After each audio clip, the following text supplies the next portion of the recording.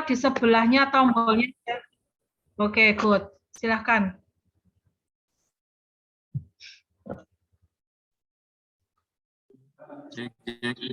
Bisa saya mulai?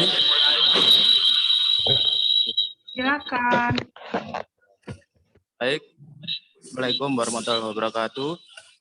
Sebelumnya, perkenalkan dulu, kami dari kelompok 1 akan membahas pelanggaran etika profesi public relation, yakni pada kasus lumpur Lapindo Brantas.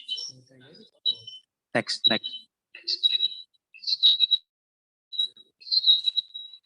Nah, perlu kita ketahui ya, sebentar. Yang membaca ini siapa? Yang membaca namanya siapa? Muhammad Ardiansyah Putra. Nah, yang membaca ini kan sesuai urutan ya kalian ya mempresentasikannya. Iya. Kalian kan nggak sesuai urutan mempresentasikannya. Jadi alangkah lebih baik kalau misalnya perkenalan nama kalian supaya saya bisa menilai ya. Misalnya maaf Muhammad Ardiansyah. Sebelumnya perkenalkan dulu kelompok kami. Nama kelompok. Saya pembaca pertama Muhammad Ardiansyah Putra. Lalu lanjutkan. Bisa. Oke, lanjut. Ya, perlu kita ketahui lumpur Lapindo, peristiwa semburan lumpur Lapindo merupakan salah satu permasalahan bangsa Indonesia sampai saat ini. Lumpur Lapindo adalah peristiwa menyemburnya lumpur panas di lokasi pengeboran Lapindo Brantas di dusun Balung Nongo, Desa Reno Kenongo, dan Desa Jatirejo, Kecamatan Porong, Kabupaten Sidoarjo, Jawa Timur, Indonesia, sejak tanggal 29 Mei 2006. Semburan lumpur panas selama ini menyebabkan tergenangnya kawasan pemukiman, pertanian, dan perindustrian di 3 kecamatan di sekitarnya, serta memengaruhi aktivitas perekonomian di Jawa Timur. Next. Lumpur Lapindo Brantas INC. Apa itu? Lapindo Brantas INC adalah salah satu perusahaan kontrak kerjasama yang ditunjuk BP Migas untuk melakukan proses pengeboran minyak dan gas bumi di Indonesia.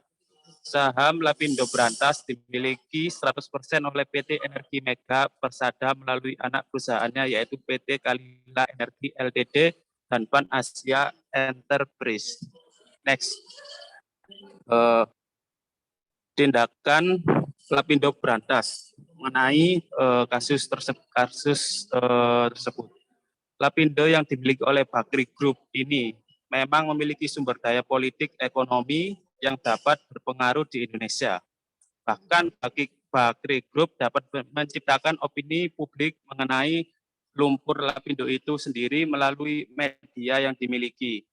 Pada 22 Oktober 2008, Lapindo Brantas mengadakan siaran pers mengenai hasil para ahli geologi di London. Pada konferensi tersebut, Lapindo menyewa perusahaan public relation untuk mengabarkan bahwa peristiwa tersebut bukan dari kesalahan Lapindo. Lapindo mengeluarkan statement bahwa kejahatan tersebut akibat dari bencana alam. Selanjutnya akan dipresentasikan oleh teman saya, Dea Sabrina. Oke.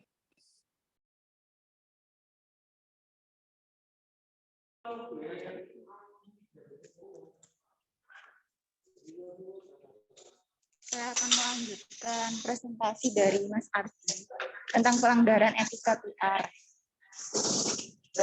Kasus yang terjadi di PT Lapindo Brantas bisa dibilang telah melanggar kode etik profesi PR. Bagaimana tidak dalam kasusnya peristiwa menyemburnya lumpur panas terjadi karena yang memicu adalah aktivitas pengeboran yang dilakukan oleh PT Lapindo Brantas IMC. Dengan adanya kejadian lumpur lapindo yang disebabkan oleh PT Lapindo Berantas INC juga mengakibatkan tidak stabilnya kondisi tanah di bawah lokasi awal. Lumpur lapindo tersebut menggenangi wilayah sekitar pengeboran seperti permukiman, pertanian, dan perindustrian. Hal ini mengakibatkan 16 desa tenggelam di wilayah Kecamatan Porong, Kecamatan Jabung, dan Kecamatan Tanggulangin. Next. Dengan meningkatnya korban dan kerugian yang disebabkan oleh kasus lumpur lapindo ini, membuat PT Lapindo Berantas untuk menyewa praktisi PR untuk memberikan klarifikasi dan menyebarkan informasi kepada publik internal dan publik eksternal.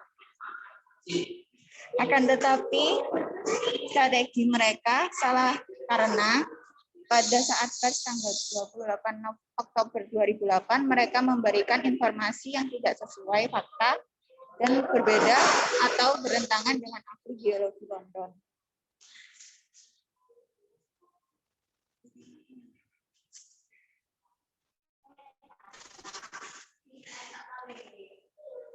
Selanjutnya akan di Pulung Adi Wicaksono. Oke, Mas Pulung. Saya melanjutkan dari saudari Dea. PR Lapindo Berantas. Dalam persnya, Lapindo mengatakan bahwa Lapindo atau Lusi adalah sebuah mud volcano yang merupakan hasil remobilisasi sedimentasi laut jutaan tahun yang lalu, dan juga mengatakan bahwa geolog sepakat bahwa semburan lumpur panas di Sidoarjo adalah mud volcano yang merupakan produk remobilisasi sedimen dan aliran fluida di wilayah cekungan bumi yang lemah. Karena itu, semburan lumpur Sidoarjo atau Lusi tidak bisa ditutup. Faktanya, konferensi ahli geolog dengan tema Surface Sediment Remobilization and Fluid Flow in Sedimentary Basins tersebut tidak pernah mengeluarkan kesimpulan resmi yang diklaim Lapindo Berantas melalui persnya. Next. PR yang disewa Lapindo Berantas Company telah melanggar etika profesi public relation. Next. Berdasarkan kasus tersebut yang dialami oleh PT Lapindo Berantas, sikap PR PT Lapindo Berantas tidak sesuai dengan etika PR dan melanggar kode etik PR. Lapindo terus menutupi fakta dengan berbagai cara, termasuk membuat iklan serta memecah belah warga melalui masalah ganti rugi. Hal tersebut dilakukan untuk mengarahkan pada opini publik. Selanjutnya diteruskan oleh saudari Silvi. Saya akan melanjutkan presentasi dari Mas Pulung. Dari kasus tersebut, maka PR Lapindo Berantas dapat dinyatakan telah melanggar kode etik profesi public relation, yaitu next. Pasal 2, mengenai penyebaran informasi. Seorang anggota tidak akan menyebarluaskan secara sengaja dan tidak bertanggung jawab informasi yang palsu atau yang menyesatkan. Dan sebaliknya justru akan berusaha sekeras mungkin untuk mencegah terjadinya hal tersebut. Ia berkewajiban menjaga dan ketepatan informasi. Lapindo dikatakan melanggar pasal tersebut karena Lapindo menyebarkan informasi yang tidak sesuai dengan fakta. Next. Pasal 3 mengenai media komunikasi. Seorang anggota tidak akan melaksanakan kegiatan yang dapat merugikan integritas media komunikasi. Lapindo dapat dikatakan melanggar pasal tersebut karena Lapindo yang merupakan milik Bakri Group dapat menciptakan opini publik sendiri mengenai lumpur lapindo itu sendiri melalui media yang dimiliki, sehingga informasi yang diberikan meskipun tidak sesuai dengan kenyataan tetapi tidak menjatuhkan citra lapindo. Next. Pasal 15 tentang nama baik profesi. Seorang anggota tidak akan berperilaku sedemikian rupa sehingga merugikan nama baik asosiasi atau profesi public relation PR PT Lapindo Brantas tidak menjaga nama baik profesinya tersebut. Seharusnya seorang praktisi public relation harus menjunjung kode etik profesinya tersebut dan harus profesional dalam bekerja. Selanjutnya akan dijelaskan oleh Argenta.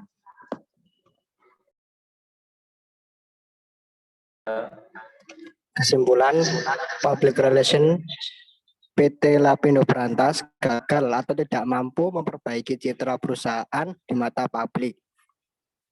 PT Lapindo Brantas masih dicap negatif oleh publik. Publik cenderung lebih pintar dan tajam dalam menilai dan memilih berita yang benar dan berita yang bohong. Walaupun PT Lapindo Brantas sudah dibantu oleh berbagai media penyiaran yang dimiliki oleh Bakri Group, tetapi tetap saja PR PT Lapindo masih gagal dalam memperbaiki citra baik PT Lapindo Brantas. Jika ingin menciptakan citra positif kepada publik, PR PT Lapindo Brantas tidak seharusnya memberikan pernyataan dan informasi yang tidak sesuai dengan faktanya dan melanggar kode etik public relation yang sudah dibuat.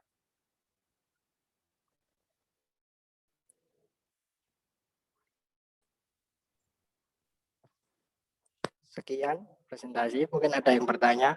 Oke, silakan bertanya teman-teman. Silakan menyebutkan nama dan NIM ya. Tolong ada nggak temannya yang mau masuk Zoom? Kalau mau masuk tolong di itu ya, di admit ya.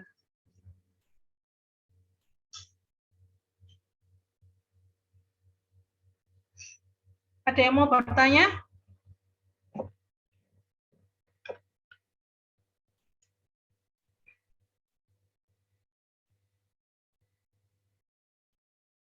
Kalau tidak ada yang bertanya, kasihan teman-teman kalian loh. Sudah bikin PPT, menjelaskan, tidak ada yang bertanya. Kasihan juga, nanti nilainya juga nggak maksimal. Jadi silakan bertanya. Tidak ada pertanyaan itu ada dua hal. Yang pertama, kita tidak paham dengan apa yang disampaikan.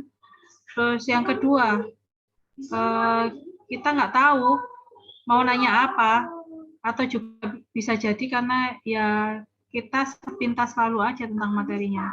Silakan bertanya.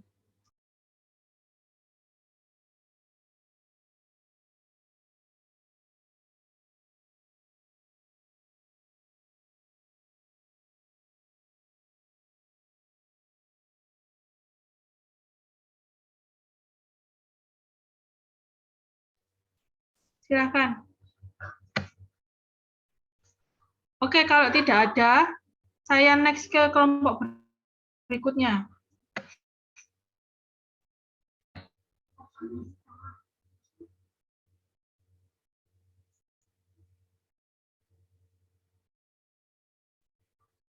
Oke, guys.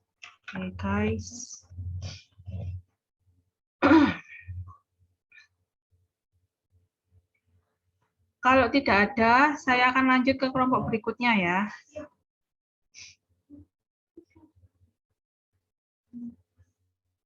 Kelompok 2 sudah lengkap anggotanya?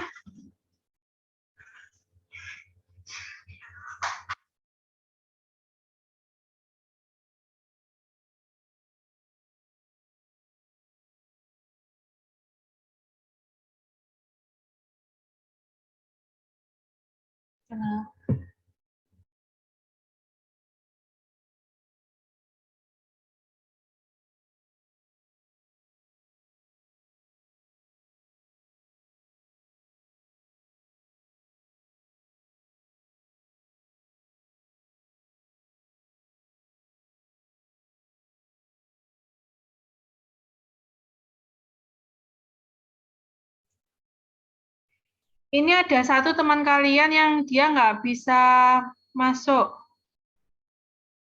Ya, ada satu teman kalian, Iqbal, yang dia nggak bisa masuk. Ini gimana? Saya ganti Zoom lagi atau gimana?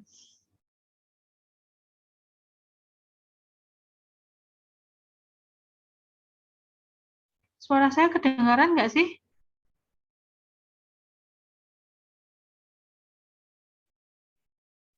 Iya, Bu, kedengeran.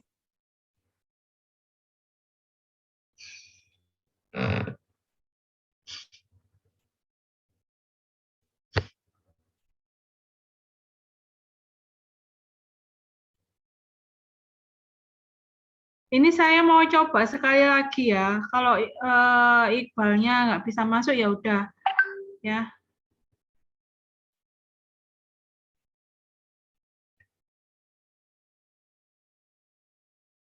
Oke, sebentar ya, sebentar.